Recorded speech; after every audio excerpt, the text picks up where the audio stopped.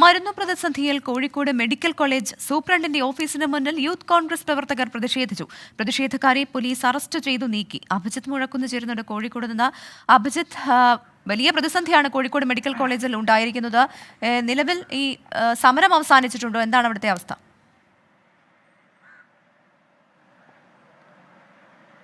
പ്രവിധ, കഴിഞ്ഞ 5 ദിവസങ്ങൾ പിന്നിട്ടിരിക്കുന്നു കോഴിക്കോട് മെഡിക്കൽ കോളേജിൽ മരുന്ന് വിതരണം നിലച്ചിട്ട്. ഇതുമായി ബന്ധപ്പെട്ട് വലിയ പ്രതിസന്ധിയിലേക്കാണ് ആശുപത്രിയുടെ പ്രവർത്തനങ്ങൾ ഉൾപ്പെടെ നീങ്ങുന്നത്.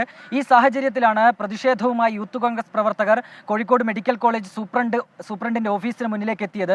സൂപ്രണ്ട് അവിടെ ഇല്ലായിരുന്നു. തുടർന്ന് ഈ പ്രവർത്തകർ ഈ ഓഫീസിന് മുന്നിൽ കുത്തിയിരുന്ന് പ്രതിഷേധിക്കുന്ന ഒരു സാഹചര്യമുണ്ടായി. പിന്നാലെ പോലീസ് എത്തി ഈ പ്രവർത്തകരെ അറസ്റ്റ് ചെയ്ത് നീക്കുകയും ചെയ്തു. 7ഓളം യൂത്ത് കോൺഗ്രസ് പ്രവർത്തകരെയാണ് പോലീസ് ഈ പ്രതിഷേധ സ്ഥലത്ത് നിന്ന് അറസ്റ്റ് ചെയ്ത് നീക്കിയത്. ഏറ്റവും പ്രധാനപ്പെട്ട കാര്യം ഈ മരുന്ന് വിതരണത്തിലെ പ്രതിസന്ധി ഇപ്പോഴും നിലനിൽക്കുന്നു എന്നുള്ളതാണ്. ഞാൻ ആദ്യം സൂചിപ്പിച്ചതുപോലെ തന്നെ 5 ദിവസം പിന്നിട്ടിരിക്കുകയാണ് ഈ മരുന്ന് വിതരണം നിലച്ചിട്ട്. ഇതോടുകൂടി ഈ മരുന്നുകൾ വാങ്ങുന്ന രോഗികളെ ഉൾപ്പെടെ, പ്രധാനമായും ഈ ക്യാൻസർ രോഗികൾ ഉൾപ്പെടെയുള്ളവരുണ്ട്, ഇവരുടെ കാര്യമാണ് നിലവിൽ പ്രതിസന്ധിയിലായിരിക്കുന്നത്. ഈ പലതരം പദ്ധതികളിൽ ഉൾപ്പെട്ടവർക്കും ഈ കുറിപ്പടികളിലുള്ള മരുന്നുകൾ വാങ്ങുന്നതിൽ ബുദ്ധിമുട്ടുണ്ട്. പലപ്പോഴും ഈ ആശുപത്രിക്ക് പുറത്തുള്ള മെഡിക്കൽ ഷോപ്പുകളെ ആശ്രയിക്കേണ്ട ഒരു സാഹചര്യമാണ് നിലനിൽക്കുന്നത്. കൂടാതെ ശസ്ത്രക്രിയകൾ ഉൾപ്പെടെ മാറ്റിവെക്കേണ്ട ഒരു സാഹചര്യമുണ്ട്. ഈ പ്രധാനമായും ഈ മരുന്ന് വിതരണക്കാർക്ക് 75 കോടിയോളം രൂപ കുടിശ്ശിക ഇനത്തിൽ ലഭിക്കാനുണ്ട്. ഇത് തന്നു തീർന്നെങ്കിൽ മാത്രമേ മരുന്ന് വിതരണം പുനരാരംഭിക്കൂ എന്നുള്ളതായിരുന്നു ഇവരുടെ നിലപാട്.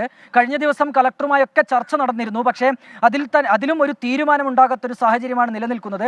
ഏതായാലും ഈ ഒരു മരുന്ന് വിതരണത്തിലെ പ്രതിസന്ധി നീങ്ങണമെങ്കിൽ ഈ ഒരു കുടിശ്ശിക 75 കോടിയോളം രൂപ കുടിശ്ശികയുണ്ട്, അത് കൊടുത്തു തീർക്കേണ്ടതുണ്ട്. അതുമായി ബന്ധപ്പെട്ട നീക്കങ്ങൾ അല്ലെങ്കിൽ അതുമായി ബന്ധപ്പെട്ട മറ്റ് നടപടികൾ സർക്കാരിന്റെ അടക്കം ഭാഗത്തു നിന്ന് ഉടനടി ഉണ്ടാകും എന്ന് നമുക്ക് ഈ ഒരു ഘട്ടത്തിൽ പ്രതീക്ഷിക്കാം. പ്രവിധ, ശരി. അഭിജിത്ത് മുഴക്കുന്നാണ് വിവരങ്ങൾ നൽകിയത്.